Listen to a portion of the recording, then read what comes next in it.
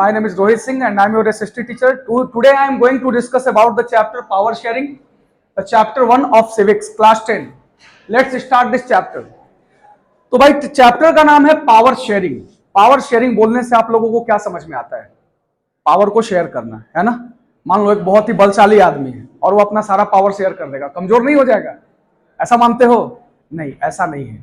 ठीक है, ध्यान देना, ठीक है ना। देखो क्या, ये कोई एक देश है और वहां पर किसी एक इंसान के पास देश का सारा पावर है, यानी ये इंसान एकदम पावरफुल है, पूरा पावरफुल है।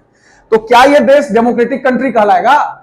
सारा डिसीजन यही ले रहा है, कानून यही बना रहा है, लागू भी यही करा रहा है और यही खुद न्यायपालिका भी है। डिसीजन किसी को मारने का, कुछ भी डिसीजन ये ले सकता है। तो क्या ये देश डेमोक्रेटिक कहलाएगा?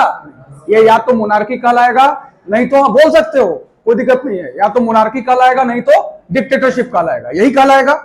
इसलिए डेमोक्रेटिक कंट्री में क्या किया जाता है? पावर को शेयर किया जाता है, बांटा जाता है। क्यों? ध्यान देना, क्योंकि एक देश में कोई एक ही कल्चर का इंसान नहीं रहता है, अलग अलग भाषा बोलने वाले लोग रहते हैं, अलग अलग धर्म के लोग रहते हैं, अलग अलग जाति के लोग रहते हैं। अब मान लो ये इंडिया का कहानी है, भारत का कोई एक इंसान प्राइम मिनिस्टर बन गया और इंडिया में हम लोग सारा लेजिस्लेटिव, जुडिशरी और एग्जीक्यूटिव का पावर उस इंसान को दे दिए। तो क्या वो सभी धर्मों का ख्याल रख पाएगा? क्या वो सभी जातियों का ख्याल रख पाएगा? क्या वो सभी भाषा बोलने वाले लोगों का ख्याल रख पाएगा? बिल्कुल नहीं रख पाएगा। वो सिर्फ अपना ही ख्याल रख पाएगा और अपने लोगों का ख्याल रख पाएगा। समझ में आ रहा है ना तुम लोगों को? इससे क्या होगा कि बाकी के लोगों के साथ अन्याय होगा या नाइंसाफी होगा। समझ में आया? इसीलिए कोई भी, जो भी देश डेमोक्रेसी है, वहां पर क्या किया जाता है? पावर को शेयर, यानी कि पावर को बांटा जाता है between different religious group, between different, या कह सकते हो कि हमारे देश इंडिया में अलग अलग लेवल्स हैं। सेंट्रल गवर्नमेंट हो गया, स्टेट गवर्नमेंट, लोकल गवर्नमेंट, सब में पावर डिवाइडेड है ना। इंडिया में लेजिस्लेटिव, एग्जीक्यूटिव, जुडिशरी, कानून बनाने का काम कौन करता है? लेजिस्लेटिव, लागू करने का एग्जीक्यूटिव, और अगर कोई डिस्प्यूट हुआ, देश में लड़ाई झगड़ा हुआ, तो काम कौन करता है? जुडिशरी। यानी पावर बढ़िया से शेयर्ड है। तो हम लोगों ने ये देखा कि अगर पावर को बांटा जाएगा तो चीजें आसान हो जाती है ना, काम करना आसान, देश में लड़ाई झगड़ा नहीं होगा, सबका बात माना जाएगा, सबके साथ पावर शेयर होगा तो सब खुश रहेंगे। ऑब्वियस सी बात है। समझ में आ रहा है? एक और एग्जांपल ले लो। मान लो तुम्हारे घर में कोई गेस्ट आ गए और सोचोगे कि सारा का सारा काम मम्मी के सर पे डाल दें, तो क्या मम्मी कर पाएंगे सारा काम? नहीं। लेकिन काम को बांट लोगे तो काम क्या हो जाता है? आसान हो जाता है। या स्कूल में प्रिंसिपल सर अगर सारे के सारे पावर को अपने हाथ में रखे तो क्या वो सारे पॉसिबल है कि सारे क्लासेस को खुद पढ़ा लें? नहीं।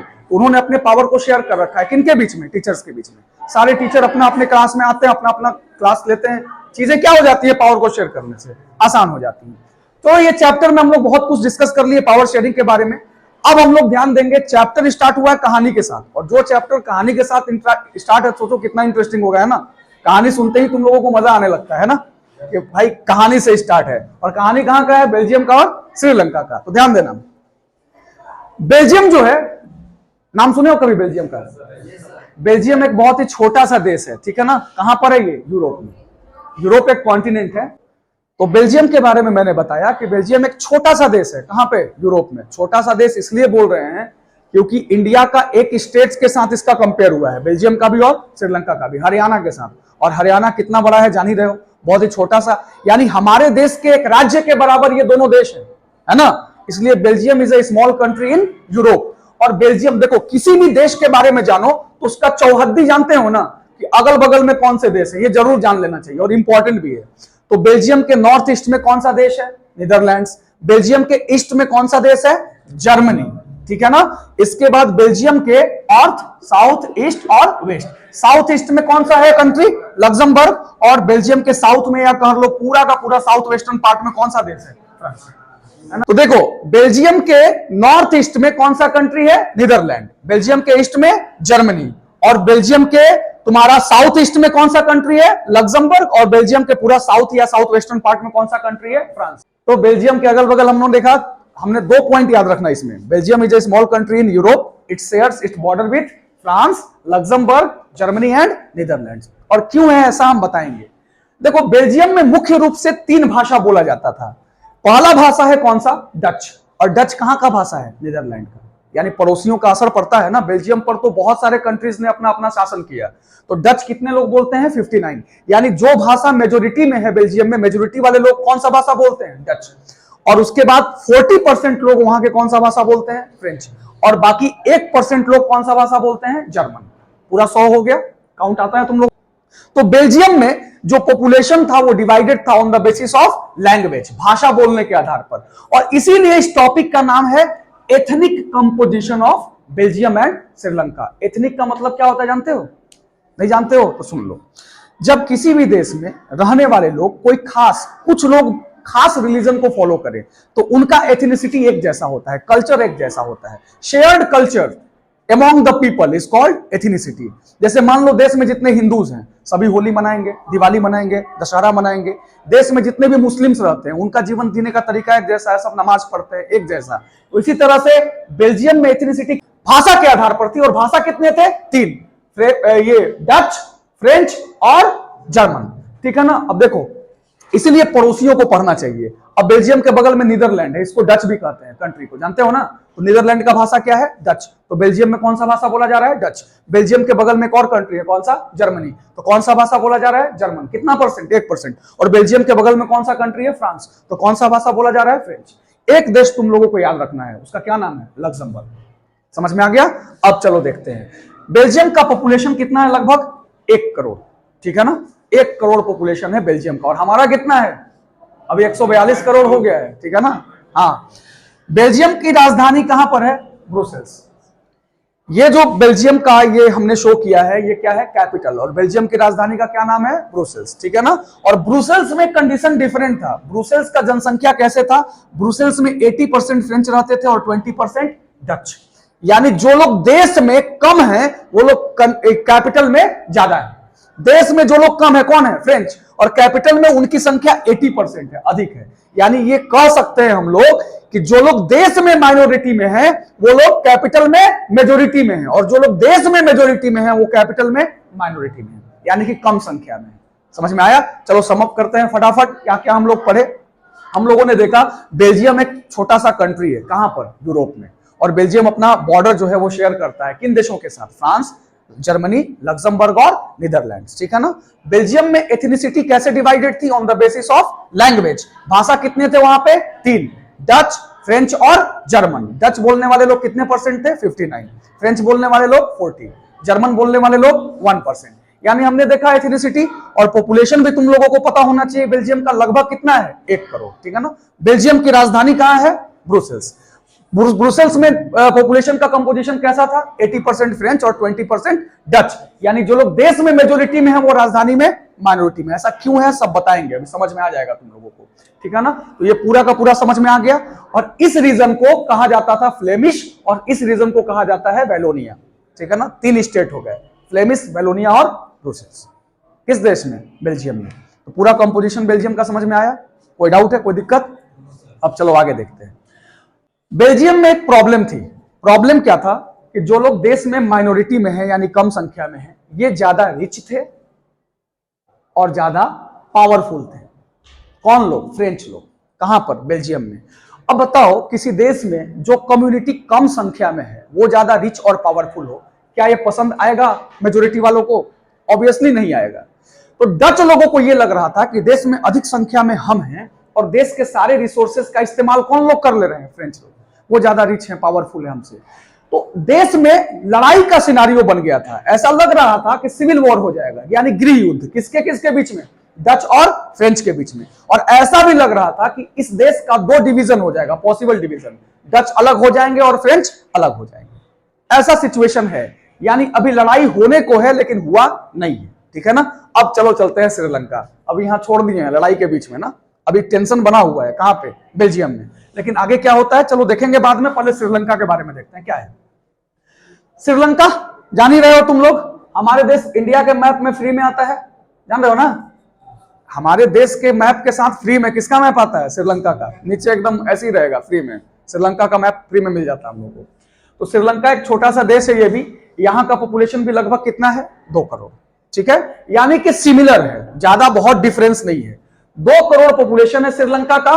About same in Haryana. हमारे देश का एक राज्य हरियाणा का जितना पॉपुलेशन है उतना ही एक देश किसका, श्रीलंका का पॉपुलेशन है। अब आगे देखो सिंघाला स्पीकर्स, क्योंकि यहां बताना जरूरी है ना यहां पे, इसलिए ध्यान से देखना।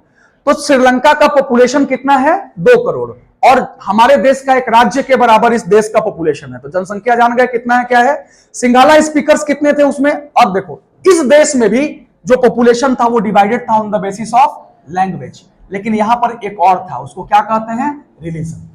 यानी बेल्जियम में पॉपुलेशन डिवाइडेड था ऑन द बेसिस ऑफ सिर्फ क्या, लैंग्वेज, लेकिन श्रीलंका में लैंग्वेज भी है और रिलीजन भी है। श्रीलंका में एक भाषा है सिंघाला, इसको बोलने वाले लोग कितना परसेंट रहते थे, 74, समझ रहे हो, बहुत मेजोरिटी में। यानी श्रीलंका के मैक्सिमम लोग आज भी कौन सा भाषा बोलते होंगे, सिंघाला। और दूसरा जो भाषा था उसका नाम था क्या, तमिल।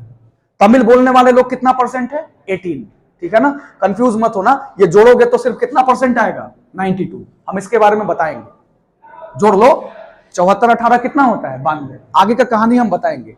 तो श्रीलंका में तुम लोगों ने देखा कि सिंघाला स्पीकर्स कितने थे, 74%, और तमिल स्पीकर्स कितने थे, देखो। और ये जो 18% तमिल्स थे, इसमें से 13% श्रीलंका के तमिल, यानी वही के रहने वाले इंडिजीनियस वही के लोग, और 5% भारत के लोग। अब कहोगे कि भारत के तमिल्स क्या करने श्रीलंका गए थे भाई, तो देखो यहाँ पे ये जब अंग्रेज लोग, ये हमारा जो क्षेत्र है ना, ये पूरा एरिया इक्वेटोरियल एरिया जो है, इसमें टी कॉफी एंड रबर की खेती बहुत अच्छे से होती थी, और ये एक प्लांटेशन क्रॉप है जिसमें बहुत सारे लेबर्स की आवश्यकता होती है।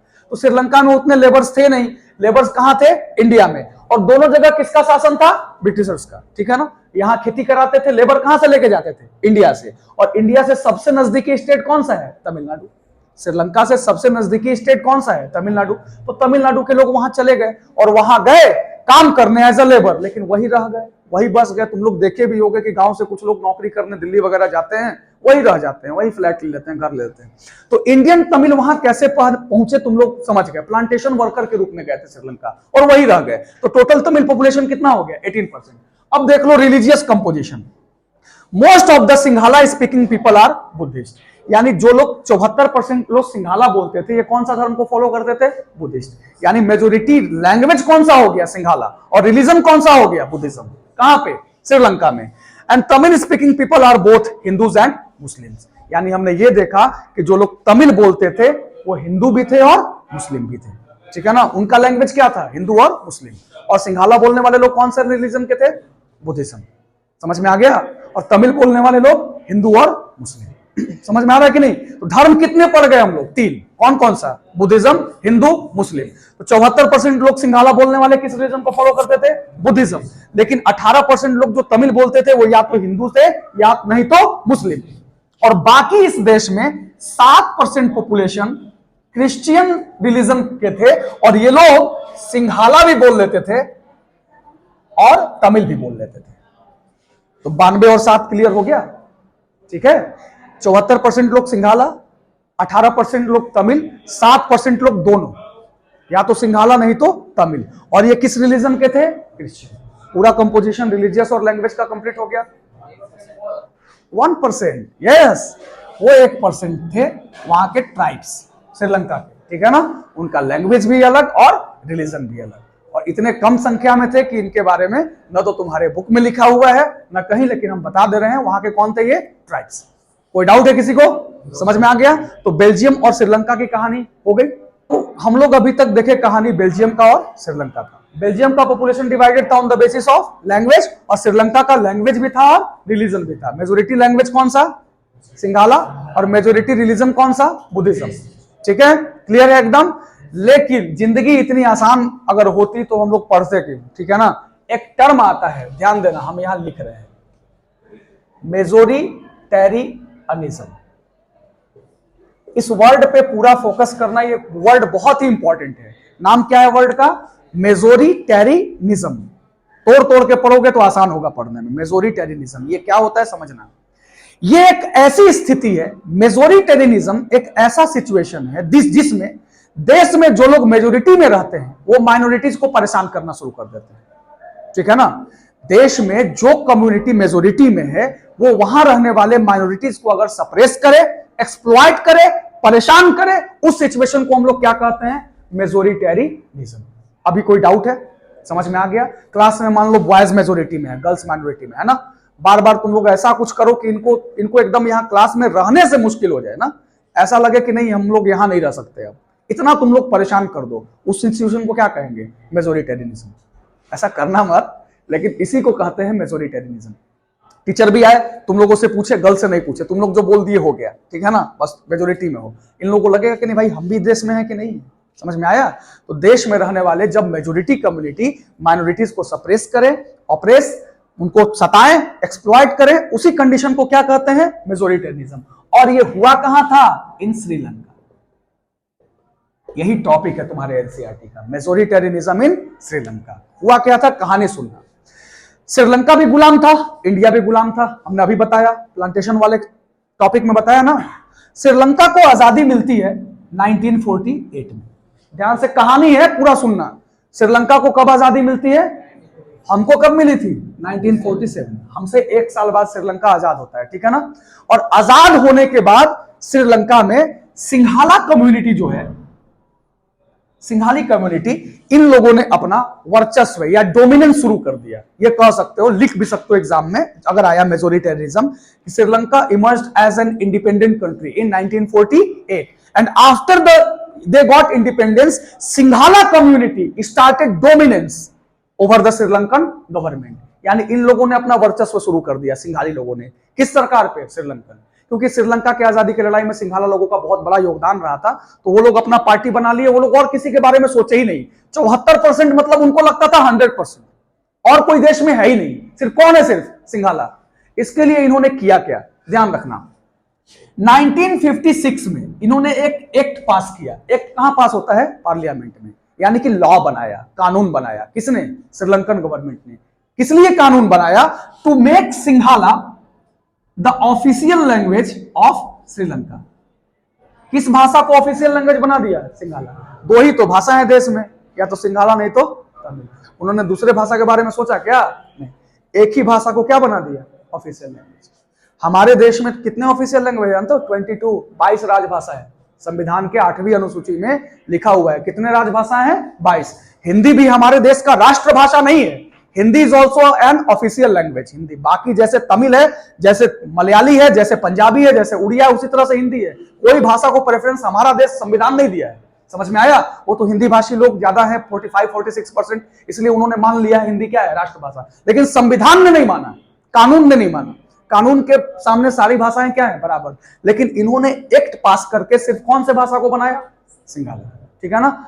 इसके अलावा जितने भी गवर्नमेंट जॉब्स थे, यूनिवर्सिटी पोजीशंस, ये सिर्फ किसको दिया जाने लगा? सिंघाला लोगों को। क्यों? क्योंकि अब सिंघाला बन गया वहां का ऑफिशियल लैंग्वेज। तो जितने भी नौकरी के विज्ञापन निकलते हैं, एडवर्टाइजमेंट, किस भाषा में निकलेंगे? सिंघाला। तो तमिल के लोगों को समझ में आएगा? विज्ञापन कब आया, कब लोग गवर्नमेंट जॉब में सिंघाली लोग भर गए, तमिल को पता भी नहीं चलता था। और सारे पुलिस, आर्मी, यूनिवर्सिटी, कॉलेजेस, हर जगह टीचर, सरकारी हर जगह कौन भाषा वाला भर गए? सिंघाला। यानी तमिल लोगों के बारे में बिल्कुल भी सोचा नहीं किया। पहले तो ऑफिशियल भाषा बनवाया इसीलिए, देखो। और जितना भी गवर्नमेंट जॉब है अब कौन ले रहे हैं? सिंघाली लोग। समझ में आ रहा है कि नहीं आ रहा है? और लास्ट तुम लोगों को याद रखना है, इन्होंने एक और कानून बनाया टू प्रोटेक्ट, ध्यान से देखना, एंड फॉस्टर, किसको? बुद्धिज्म को। सोच रहे हो, जो धर्म 74% है उसको बचाने के लिए, और फॉस्टर मतलब आगे बढ़ाने के लिए, इन्होंने क्या बनाया? कानून। बचाया किसको जाता है? जो कम होता है, थोड़ा होता है। और ये लोग किसको बचाने के लिए कानून बनाए हैं? बुद्धिज्म को। यानी बचाना भी है उसको और आगे बढ़ाना भी है। तो ये 5 पॉइंट मेजोरिटेरियनिज्म में याद रखना है। श्रीलंका को कब आजादी मिली? 1948 में। आजादी के बाद किन्होंने डोमिनेंस शुरू कर दिया? सिंघाला लोगों ने। क्यों? एक्ट बनाया उन्होंने, कानून बनाया। किस लिए? To make Sinhala the official language of Sri Lanka. और जितने भी यूनिवर्सिटी पोजीशन, गवर्नमेंट जॉब है, सिर्फ किसको मिलने लगा? सिंघालीस को। और लास्ट में उन्होंने एक लॉ बनाया, किस लिए? टू प्रोटेक्ट एंड फॉस्टर, किसको? बुद्धिज्म। ठीक है। समस्या, टेंशन है ना, टेंशन आ गया अब श्रीलंका का। चलो मिटाने वाला लॉ। अब आएगा डिमांड, किसका? तमिल्स का। Demand of Tamils. अब तमिल्स के साथ इतना बुरा हो रहा है देश में, वो लोग चुप बैठेंगे क्या? कुछ ना कुछ तो करेंगे ही तमिल वाले लोग, है ना। तो तमिल्स ने क्या किया? ध्यान से सुनना। तमिल्स ने मांग किया, देखो प्रॉब्लम जहां होता है सॉल्यूशन भी वही होता है। प्रॉब्लम क्या था? कि सिर्फ कौन से भाषा को बनाया गया था ऑफिशियल लैंग्वेज। तो तमिल लोग क्या मांग करेंगे कि तमिल को भी बनाया जाए, डिमांड या रिएक्शन उनका पहला वही आया, तमिल लोगों का पहला रिएक्शन। प्रॉब्लम यही सॉल्यूशन है। तो ये पॉइंट तो जो पहला पढ़ लियो तो ये अपने आप पढ़ लोगे। क्या मांग करेंगे वो लोग? दाल भात चाहिए, क्या चाहिए उनको? उनके भाषा को भी क्या दिया जाए, महत्व, इंपॉर्टेंस। ठीक है। दूसरा मांग क्या रहेगा? वही प्रॉब्लम सही कि जो यूनिवर्सिटी पोजीशन गवर्नमेंट जॉब सिर्फ सिंघालियों को दिया जा रहा है वो हमको भी दीजिए। Equal opportunity for securing government jobs and university position, equal opportunity का मांग किया। किन्होंने किया? तमिल लोगों ने। ठीक है ना। इवन 1980s में उन्होंने ये तक कह दिया कि हम लोग अलग रहते हैं भाई, अगर आप नहीं कुछ हमको दीजिएगा, ना हमारी भाषा का कोई इंपॉर्टेंस दीजिएगा, ठीक है, या कह सकते हैं हमको ना जॉब दीजिएगा ना कोई भी चीज, तो हम इस देश में क्यों ही रह रहे हैं, हमको अलग देश कर दीजिए, अलग सेपरेट एलम ना, हम लोगों को क्या कर दीजिए, सेपरेट। ऐसा किसने कहा? बोलो, तमिल से। ठीक है। बट उनके सारे डिमांड्स को डिनाइड, यानी नकार दिया गया।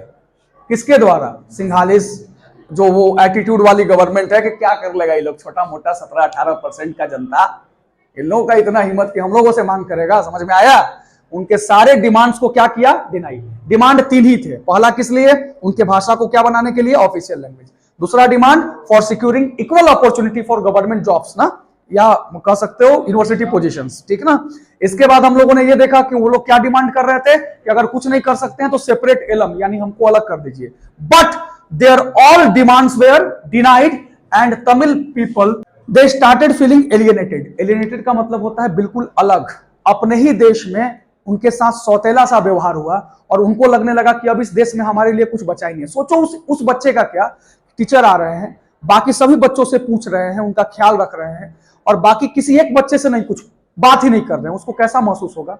ठीक वैसा ही महसूस हो रहा था। किसके साथ? तमिल्स के साथ।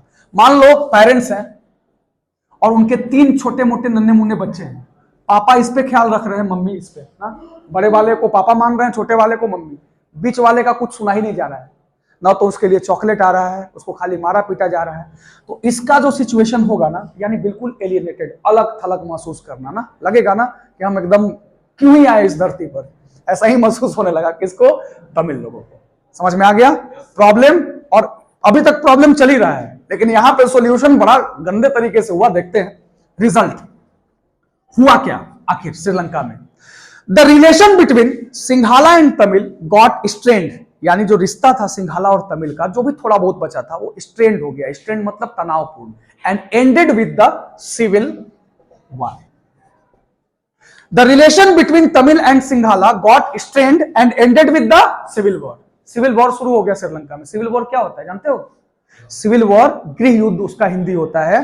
Civil war is the war like situation between 2 different groups in a country, यानी देश के अंदर जो 2 अलग अलग कम्युनिटी, जब एक ही देश की 2 अलग अलग कम्युनिटीज आपस में लड़ने झगड़ने लगे और एक दूसरे को मरने, खुद मरने और दूसरे को मारने पर उतारू हो जाए, उसी सिचुएशन को क्या कहते हैं? Civil war. सिविल वॉर घर में भी होता है, मम्मी पापा लड़ते होंगे, सिविल वॉर, गृह युद्ध। समझ में आया? ये युद्ध बाहर का नहीं है, ये किसका युद्ध है? पति पत्नी लड़ते हैं, सिविल वॉर कहा जाता है। मजाक है, लेकिन जनरली सिविल वॉर किसको कहा जाता है? जब एक ही देश में रहने वाले 2 अलग अलग जातियां, धर्म, भाषा बोलने वाले लोग आपस में ही लड़ने झगड़ने लगे, उस सिचुएशन को क्या कहते हैं? Civil war. जैसे श्रीलंका में हुआ, कौन लड़ गया था? तमिल और सिंघाला, आपस में ये लोग लड़ गए। ठीक है। और जब लड़े ये लोग तो कुछ ना कुछ तो गलत होगा, ठीक है ना। Thousands got killed. Thousands मतलब 1000 सिर्फ नहीं, हजारों क्या हो गए? मारे गए ना। 1000 got killed and many became refugees. हुआ क्या था समझना। शुरुआत किया तमिल्स ने, एक उन्होंने ऑर्गेनाइजेशन बनाया जिसको कहा जाता है लिट्टे, लिबरेशन ऑफ तमिल टाइगर्स करके उसका नाम है लिट्टे। लिट्टे बनाया और मारना शुरू किया। पहले किसने? तमिल्स ने। उन्होंने सोचा कि देश में मेरे लिए कुछ है ही नहीं, अब यहाँ जी के ही क्या फायदा। बहुत सालों तक वेट किया उन्होंने, इंतजार किया। अब 1980s भी पार हो गया, 90s चल रहा था, 1990 का दौर चल रहा था, 40-45 साल बीत चुके थे आजादी के, अभी तक इनके साथ कुछ भी अच्छा नहीं हुआ था। इन लोगों ने क्या उठा लिया हथियार, मारना शुरू किया। किसको? सिंघालियों को। लेकिन देश में पूरी आर्मी, पूरी फौज, पूरी पुलिस किसकी? सिंघालियों की। शुरुआत तो कर दिए बेटा, लेकिन अब जाओगे कहां? समझ में आया? मारना शुरू किया किसने? सिंघालियों ने, क्योंकि वो लोग मेजोरिटी में थे। अब ये लोग भागने लगे यहाँ से, नाव वगैरह बोट उट पे भाग के इंडिया, कहीं कहीं इधर उधर इंडोनेशिया, सब भागने लगे श्रीलंका के लोग। तो जो भाई रिफ्यूजी किसको कहते हैं? जो जिसके पास ना अपना घर होता है ना कोई भी चीज, भाग करके सब कुछ छोड़ करके कोई किसी दूसरे देश में चला जाता है, उसको क्या कहता है? रिफ्यूजी। अभी एक इंसिडेंट तुम लोगों को बताते हैं, अफगानिस्तान में अभी तालिबान रूल आया था ना, लोग जहाजों के ऊपर बैठ बैठ करके जाते थे अपना घर परिवार छोड़ के, डर से तालिबान के कि हम शायद अमेरिका चले जाएं, ठीक है ना। लोग जाते थे अमेरिका, बताओ कि उनके पास उनका घर है क्या? नहीं। कोई रोजगार है क्या? नहीं। वो वहां जाएंगे तो फिर से नई जिंदगी शुरू करेंगे, उन्हीं को क्या कहा जाता है? रिफ्यूजी। जैसे इंडिया में भी तिब्बतियन आके रहते हैं, उनको क्या कहा जाता है? रिफ्यूजी, क्योंकि वो अपना घर परिवार सब छोड़ के इंडिया में आए हैं ना, शेड में रहते हैं, उसको पंडालों में रहते हैं। तो हजारों मारे गए और बहुत सारे लोग क्या बन गए? रिफ्यूजी। कहां पर? श्रीलंका में, ठीक है ना। It was a terrible setback in the Sri Lankan economy. अभी पढ़ रहे होगे इकोनॉमिक्स में, तो तुम लोग देखे होगे कि श्रीलंका की इकोनॉमी बहुत अच्छी मानी जाती है। वो हमारे जो साउथ ईस्ट एशियन कंट्रीज हैं उसमें सबसे अच्छी इकोनॉमी किसकी थी? श्रीलंका की। लेकिन अब देश में लड़ाई हुआ है तो अर्थव्यवस्था सुधारोगे कि लड़ाई को ठीक करोगे? क्या करोगे? पहले मान लो किसी गांव में रहते हो, लड़ाई हो गया दो अलग अलग जातियों के बीच में, तो सबसे ज्यादा असर किस पे पड़ेगा? इकोनॉमी पे। घर से निकलना लोग बंद कर देंगे डर के मारे, कोई मार ना दे, कोई पीट ना दे, लोग घर में ही रहेंगे। जो सामान बेचने पहले फ्रीली जाया करते थे दुकानों में, ट्रेड करने जाया करते थे, क्या आप जा पाएंगे? क्या नहीं। देश में ही अगर मान लो लड़ाई हो जाए, सिविल वॉर, तो मोदी जी क्या करेंगे? पहले इकोनॉमी को देखेंगे कि लड़ाई सुलझाएंगे? पहले लड़ाई सुलझाएंगे। कहीं पर भी क्या किया जाता है? लड़ाई सुलझाया जाता है। तो लड़ाई के चक्कर में टेरिबल सेटबैक, टेरिबल मतलब भयानक, सेटबैक मतलब नीचे गिरना, भयानक। नीचे कौन गिरा? श्रीलंका का इकोनॉमी धड़ाम से गिरा, ठीक है ना, बहुत जोर से आवाज किया। तो ध्यान देना, श्रीलंका में क्या हो गया result? The relation between Tamil and Sinhala got strained and ended with the civil war. Thousands got killed and many became the refugees. And there was a terrible setback in the Sri Lankan economy. Clear? कोई doubt? हो गया? चलिए, तो श्रीलंका का कहानी यहीं पे and करते हैं। अब चलते हैं फिर से हम लोग बेल्जियम में भी स्थिति तनावपूर्ण बना हुआ है ना। बेल्जियम में स्थिति कैसा है? तनावपूर्ण, टेंशन वाला है। लेकिन बेल्जियम ने क्या किया? उसने रिकॉग्नाइज किया, पहचाना अपने सोशल डाइवर्सिटी को। लड़ाई का माहौल था, लेकिन उन्होंने कहा कि क्या हुआ, कुछ लोग डच बोलते हैं, कुछ लोग फ्रेंच, कुछ लोग जर्मन, हमको इस विभिन्नता से कोई फर्क नहीं पड़ना चाहिए, हमको किसी को भगाना नहीं है, क्या करना है? सबको साथ में लेकर चलना है। शुरुआत ही वहां का अच्छा हुआ, अच्छे सोच के साथ हुआ, यानी सबका ख्याल रखना है। ऐसा किसने सोचा? बेल्जियम ने। क्या हुआ? कोई डच बोलता है, फ्रेंच, हमको किसी को भगाना नहीं है, क्या करना है? सबको साथ में लेकर चलना है, जोड़ के। और इसके लिए इन्होंने क्या किया? सबसे पहला पॉइंट लिखोगे एकोमोडेशन में, बेल्जियम ने रिकॉग्नाइज किया, पहचाना, किसको? अपने सोशल डाइवर्सिटी को। इसके लिए इन्होंने अपने कॉन्स्टिट्यूशन में 4 बार अमेंडमेंट किया, 1970 से लेकर के 1993 के बीच में संविधान में 4 बार संशोधन किया, सिर्फ इसलिए कि सभी लोग प्रेम से रहें, भाईचारा से रहें, कोई दुखी ना हो, सबको लेके चले, सबका बात माने, पकड़ के रखे, कोई जाए ना, कोई भाई छूटे ना। इसके लिए इन्होंने कितना बार संविधान में संशोधन किया? 4 बार। संशोधन में क्या था तो देखना, नंबर ऑफ रिप्रेजेंटेशन। इसका जो सेंट्रल गवर्नमेंट है, बैठेंगे कहां लोग? कैपिटल में ही। सेंट्रल गवर्नमेंट कहां रहता है? कैपिटल में ही। सेंट्रल गवर्नमेंट में नंबर ऑफ रिप्रेजेंटेशन को इक्वल कर दिया, 50-50।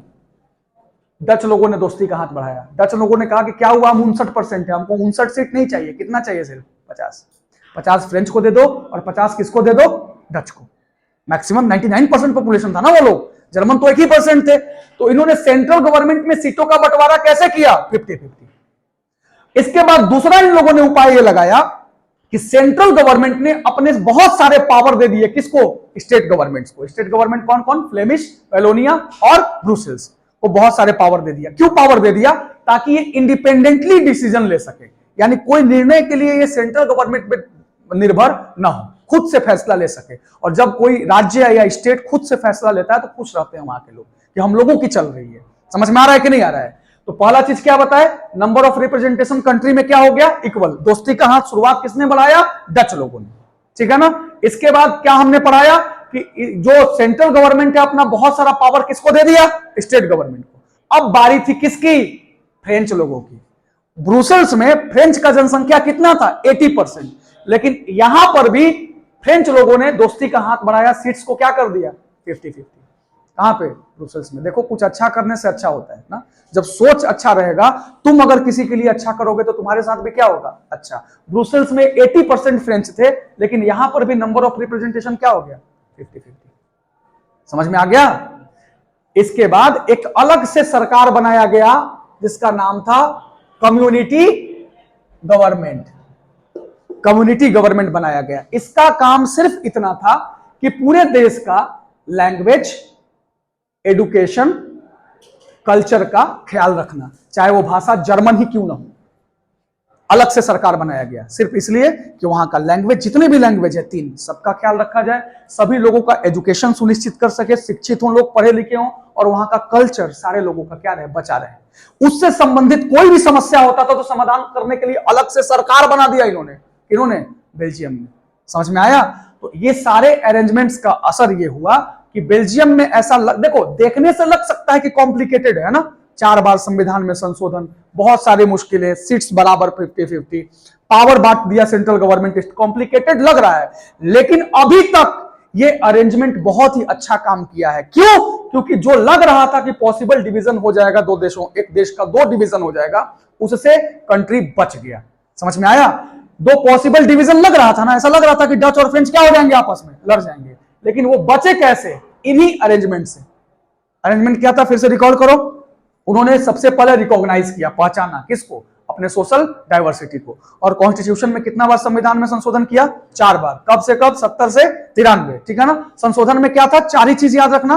सेंट्रल गवर्नमेंट में नंबर ऑफ सीट्स इक्वल, ठीक है ना? उसके बाद सेंट्रल गवर्नमेंट ने अपने पावर बांट दिया किसके साथ? स्टेट। ब्रुसेल्स गवर्नमेंट में भी नंबर ऑफ रिप्रेजेंटेशन क्या हो गया? इक्वल। एक अलग से सरकार बनाया गया, कौन? कम्युनिटी। इसका काम क्या था? वहां का कल्चर, वहां का लैंग्वेज, वहां के एजुकेशन का ख्याल रखना। और ये बेल्जियम इतना बड़ा एग्जाम्पल बना, इतने प्यार से यहां के लोग रहने लगे कि यहां इस देश को European union,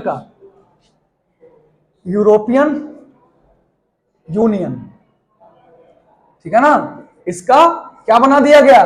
headquarter. European union का हेडक्वार्टर बना दिया गया, किसको? बेल्जियम का। आप पूछोगे यूरोपियन यूनियन क्या है? European Union is the political and economic organization of all the countries in Europe. Europe में जितनी भी देश हैं, सबका ये पॉलिटिकल और इकोनॉमिकल ऑर्गेनाइजेशन है, डिसीजन लेता है। और उसका हेडक्वार्टर किसको बना दिया गया? ब्रुसेल्स को। ब्रुसेल्स को हेडक्वार्टर बना दिया गया, किसका? यूरोपियन यूनियन को। समझ में आया? अच्छे से लोग रहने लगे। तो कहानी से क्या सीखे? पावर को शेयर करने से कितना अच्छा हो जाता है सिचुएशन ना, लोग प्यार से मिलजुल के रहते हैं। और जहां पावर को शेयर नहीं किया जाता है, सिर्फ अपना चलाया जाता है, वहां पर क्या हो जाता है? सिविल वॉर, लड़ाई झगड़े, इकोनॉमी नीचे चली जाती है ना। हम लोगों ने ये देखा, चैप्टर स्टार्ट किया पावर शेयरिंग, और अभी हम लोग इस नतीजे पर पहुंचे। अगर तुमसे पूछे कि पावर को बांटना अच्छा है कि बुरा, आप बताओ, खुद बताओ। पावर बांटने से सबके बीच में जितने भी कम्युनिटीज होती हैं, सबको कुछ ना कुछ अगर पावर गवर्नमेंट देती है तो वहां पर सब कुछ अरेंजमेंट अच्छे से चलता है। और जहां पावर नहीं शेयर करोगे, वहां स्थिति कैसा हो जाएगा? श्रीलंका के जैसा। ठीक है, आज बस इतना।